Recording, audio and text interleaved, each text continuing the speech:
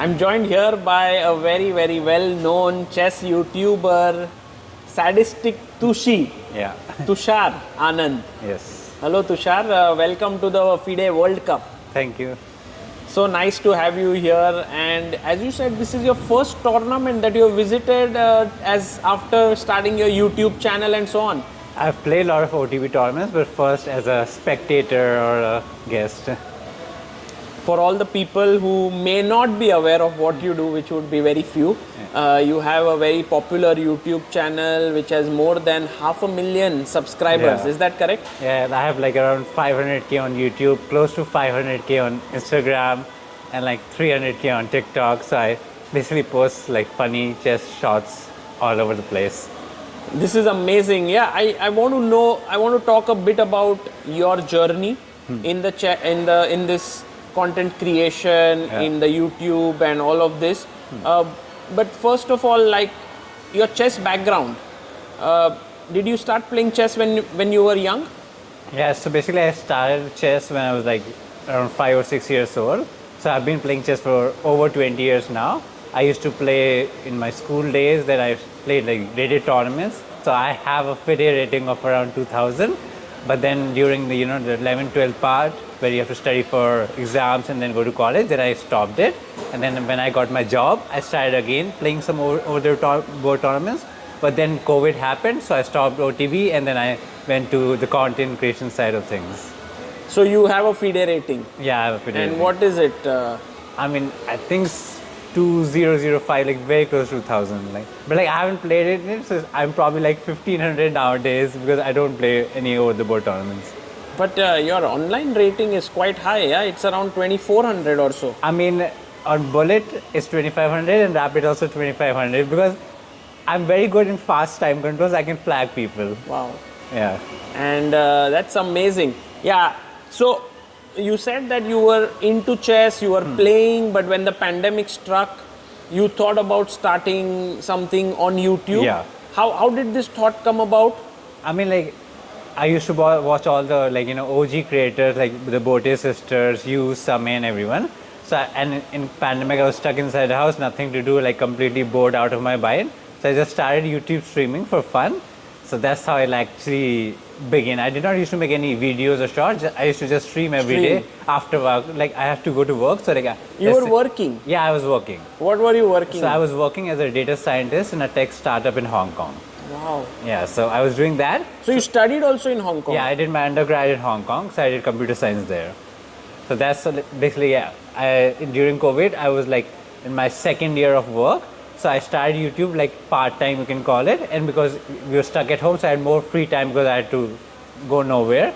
So I did that for like about a year or so. But like, YouTube initially is a very big grind. So it took me like 1 year to go from 0 subscribers to 1000 subscribers. Wow. 1 year for 1000 subscribers. Yeah, it was, but I wasn't doing it to gain subscribers. I was doing it because I was bored and fun. So I wasn't looking at the numbers, but obviously it took a lot of time, I would say. And you were streaming, so you were just playing chess and talking. Yeah. Whoever showed up in the chat, I would play games with them or play like the online tournaments on Leeches or chess.com. So there would be like what, 20, 30 people watching? Or? I mean, thankfully it was COVID, so it was 20, 30 people.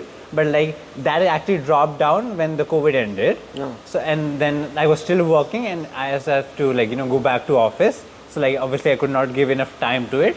So I would say in the first 3 years, I went from 1000 subscribers to 20,000 subscribers.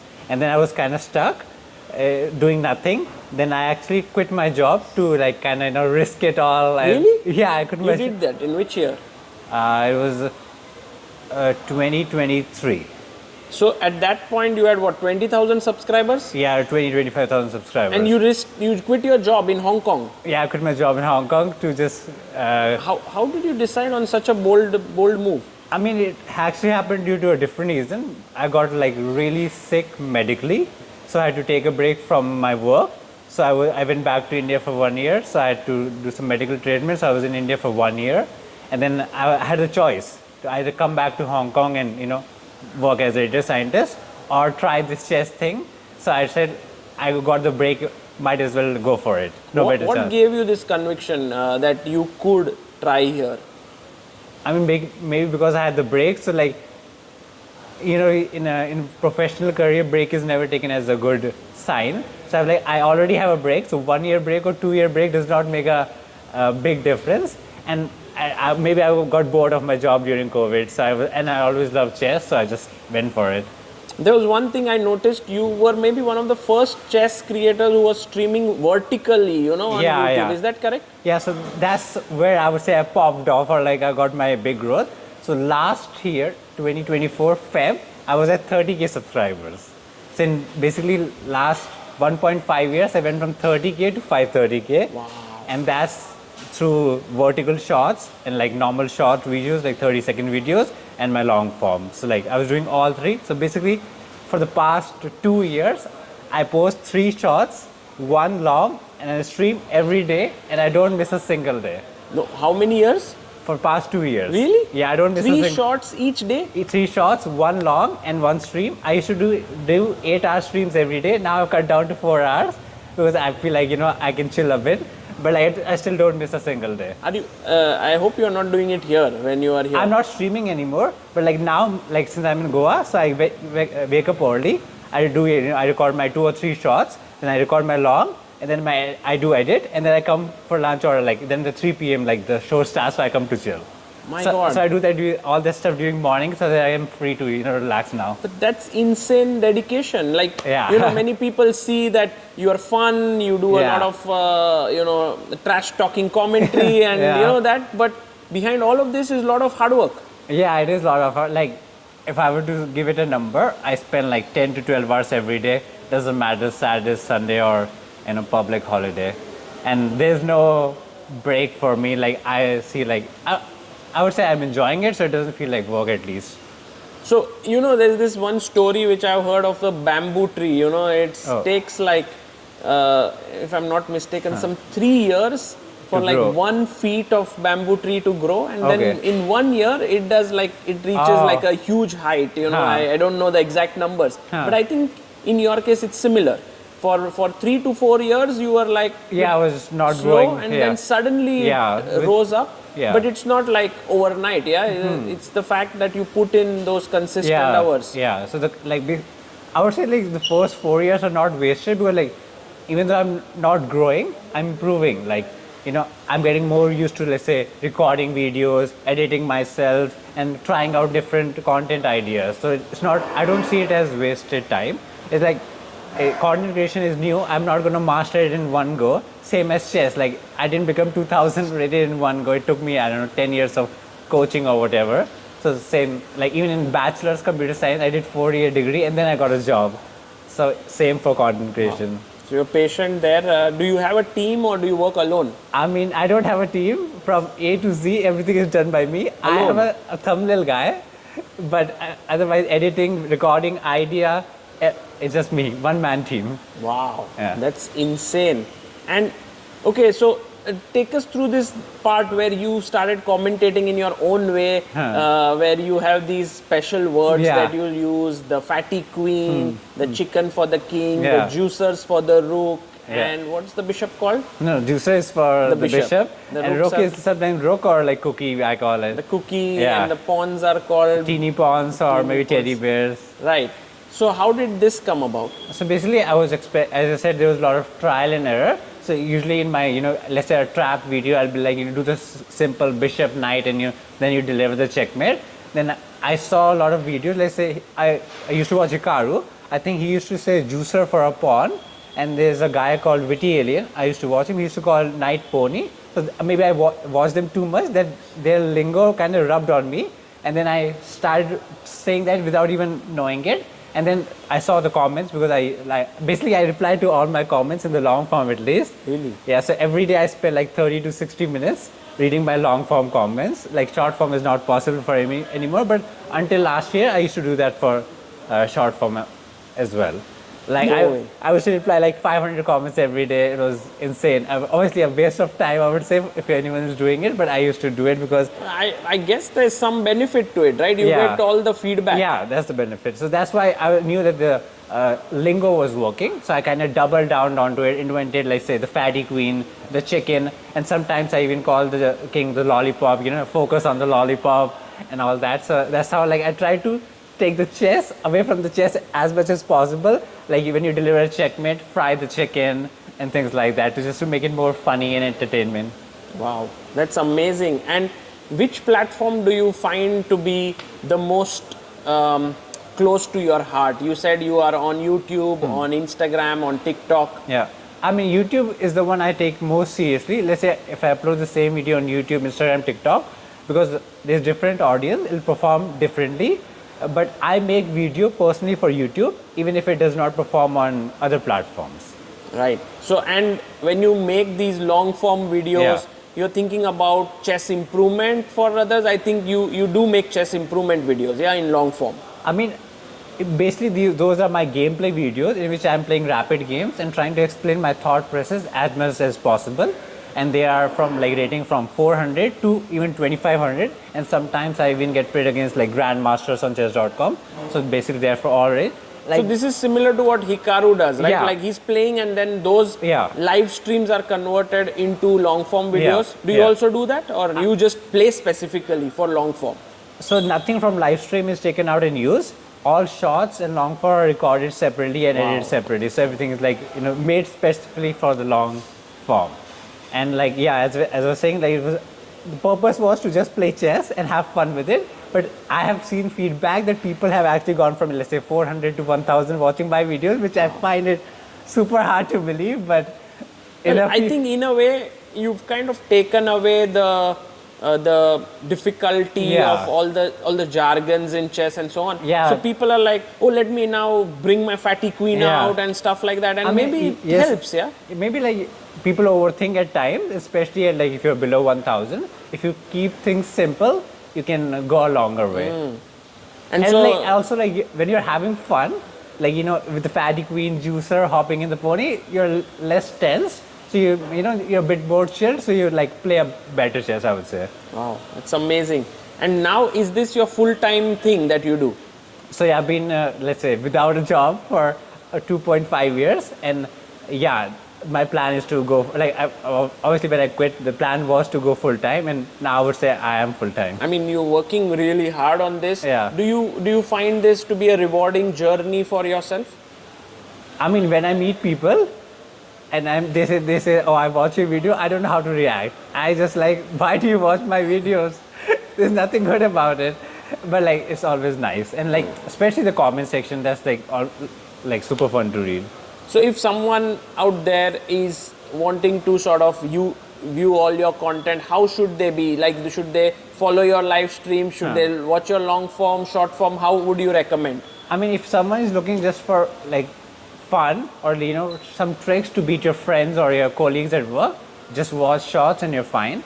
If you're looking for improvement, then go for long form, because they're like my long form are like 45 to 60 minutes. They're like, I don't think anybody makes that long. Even Gotham makes like 20-30 minutes, so mine is super long, but it helps you think how to think in a game. So that's actually good for improvement. At least that's what I've heard from people. So not my word, you can blame them.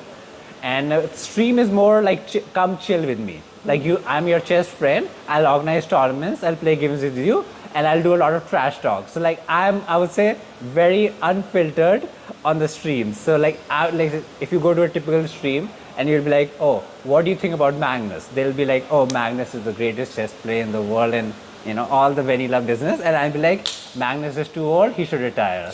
So mine is pure on the opposite spectrum of the. I saw your short when you made for this World Cup, and you called Nepo the grandpa or something. And when you do this, it's clearly for fun and so on. But when you come here, then do you worry that these players will come and say, oh, why did you call me grandpa? For some reason, I'm not worried of the players, because I don't think any player would watch my video. I'm more worried about the die-hard fans. Like if you're a super duper, let's say, Gukesh fan, and he sees my video, oh, I call him the balloon champion. I'm like, I don't know, maybe it'll piss them off.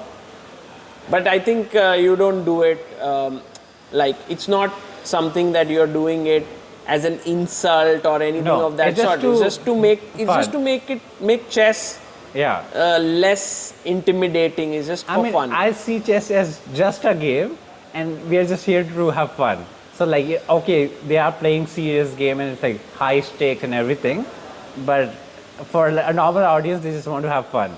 For many people, you are like their lens into the world of chess. Yeah. That is there. Were you inspired by Samay at some point? Because that is exactly what he did. You know, like Yeah. he brought in this kind of people into chess, and they were looking at the world of chess through his lens. So like, as I said, when I started with streaming, but like whenever you start a new thing, you're like, I don't know if anyone will watch it. So I saw like, you know, the boarding system. I'm like, okay, maybe they'll watch it only if you're from US. And I saw Samay do it and I'm like, oh, even Indians can watch chess. So that kind of give me like a verification. If I try it, even I can do it. So just like, oh, somebody has done it. So why cannot I do it?